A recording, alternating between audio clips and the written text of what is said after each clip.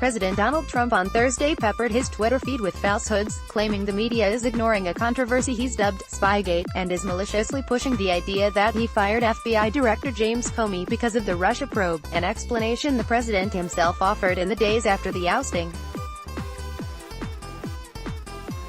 It was another example of Trump hammering the media as he tries to beat back damaging stories about Special Counsel Robert Mueller's investigation into Russian efforts to interfere in the 2016 election, the Trump campaign, and whether the president tried to obstruct justice. Story continued below. It also comes as House Oversight Committee Chairman Trey Gowdy, RSC, undercut Trump's claim that the FBI corruptly embedded a spy in his campaign for political purposes, suggesting instead that the agency acted appropriately by having an FBI informant contact Trump campaign aides when evidence of Russian election meddling surfaced. But Gowdy's efforts to knock down the president's accusations of wrongdoing by the FBI did not stop Trump from renewing them Thursday morning, when he wrote online that the corrupt mainstream media is working overtime, not to mention the infiltration of people, spies, informants, into my campaign surveillance. Much. By signing up, you agree to receive email newsletters or alerts from Politico. You can unsubscribe at any time. Contrary to the president's claim that the media has ignored allegations that his campaign was the subject of inappropriate Justice Department surveillance, those claims have received significant media attention, as has, more recently, Gowdy's rejection of them.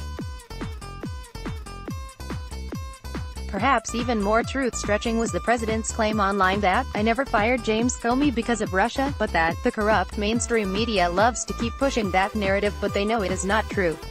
That argument by the president runs directly counter to the explanation he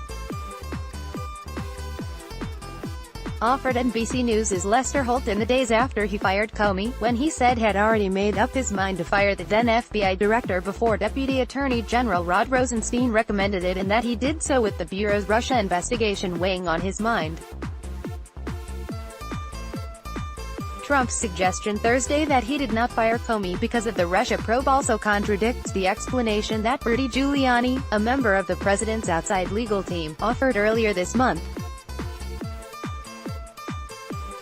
Giuliani told Fox News' Sean Hannity in an interview in early May that Trump had fired Comey because the then FBI director would not, among other things, say that he wasn't a target of the investigation. Nonetheless, Sen.